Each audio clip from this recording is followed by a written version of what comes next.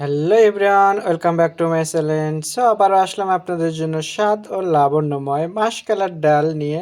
আশা করি আপনাদের ভালো লাগবে। দেখার জন্য সবাই আমার সাথেই থাকুন। হ্যালো এভরিওয়ান, আজকে দেখাবো আপনাদেরকে মাশকালার ডাল রান্না বগুড়ার। আমার আব্বা থাকাকালে আমার আম্মা রান্না করতো খুবই মজা করে।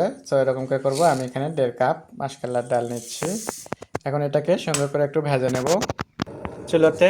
আমি এটাকে একটু হালকা করে ভেজে নেব, লাল লাল করে। সুন্দর একটা কালার এসে গেছে ভাজতে ভাজতে, দেখতেই পারছেন। এটা কিন্তু আমি 2.5 থেকে 3 মিনিটের মতো একটু ভাজলাম। এখন আমি এটাকে পানিতে ভিজে রাখবো। আমি এখানে কিন্তু ঠান্ডা পানি দিয়ে দিচ্ছি। এখন আমি এটাকে 8 থেকে 10 মিনিটের জন্য রেখে দেবো। 10 মিনিট পর ভালো করে আমি ঠান্ডা হয়ে গেলে ধুয়ে নেব, তারপরে বাকিটা দেখাবো। ঠান্ডা হয়ে গেছে ডালটা, এখন আমি ভালো করে ধুয়ে নিচ্ছি এটাকে। খুব ভালোভাবে আমি এটাকে ধুয়ে নিলাম, দেখতেই পাচ্ছেন নতুন পানি বের হয়েছে। এটাকে ঝরে ফেলে দিলাম। এখন আমি এটাকে ব্লেন্ডার করে নেবো। নিয়ে নিচ্ছি ব্লেন্ডারে। আমি এখানে অল্প পানি দিয়ে ব্লেন্ডার করে নিচ্ছি। 30 সেকেন্ডে আমার ব্লেন্ডার কিন্তু হয়ে গেছে, দেখতেই পারছেন একদম পালিশ করে নিচ্ছি। এখন আমি এটাকে নিয়ে নিচ্ছি পাতিলে, যে পাতিলে রান্না করব। এখানে পাতিলে নিয়ে নিলাম, ব্লেন্ডার থেকে ধুয়ে আমি একটু পানি দিয়ে দিচ্ছি। আর এখানে কিন্তু আরো পানি দিতে হবে।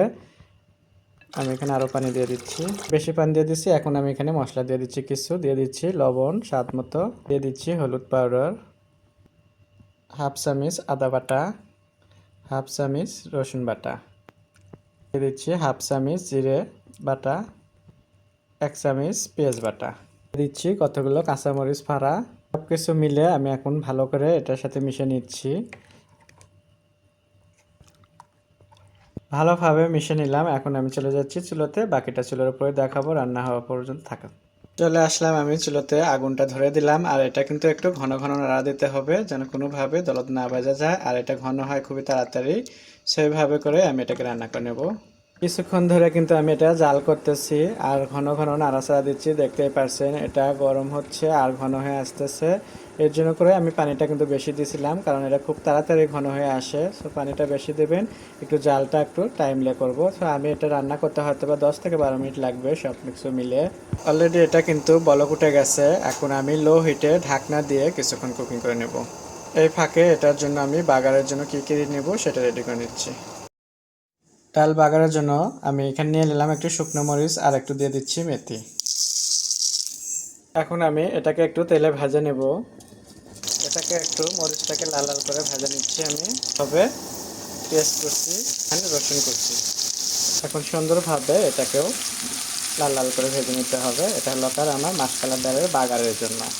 আর পাশের চুলোতে ডালটা কিন্তু দেখতেই পাচ্ছেন একদম ঘন হয়ে এসে গেছে। এটা এখানে বাগারের রসুন পেঁয়াজটাও কিন্তু সুন্দর একটা কালার এসে গেছে আর ঘ্রাণও আসতেছে, দেখতেই পাচ্ছেন। এটা আরেকটু কড়া করে ভেজে নেব আমি। হয়ে গেল। এখন আমি চুলাটা অফ করে দিচ্ছি, দিয়ে বাগারটা ডালের সাথে আমি এখন অ্যাড করে দেবো। দিচ্ছি ডালে অ্যাড করে এখন একটু ভালোভাবে নাড়াচাড়া দিতে হবে। আমার হয়ে গেল মাশকালার ডাল ঘাটি। আশা করি আপনাদের ভালো লাগবে। আপনাদের যদি ভালো লেগে থাকে বাসায় একবার হলেও আপনারা এভাবে মাশকালার ডালটা ঘাটি করবেন, এটা কিন্তু খুবই মজা হয় এই ঘাটিটা। আর আশা করি আপনাদের ভালো লাগবে। আপনাদের ভালো লাগলে স্বাদ ও স্বাদের গল্পের সাথে থাকবেন, বেশি বেশি শেয়ার ও কমেন্ট করুন। নতুন নতুন ভিডিও দেখার জন্য আমার ফেসবুক পেজ কিংবা ইউটিউবে সাবস্ক্রাইব করে রাখবেন। সবাই ভালো থাকবেন। আল্লাহ হাফেজ।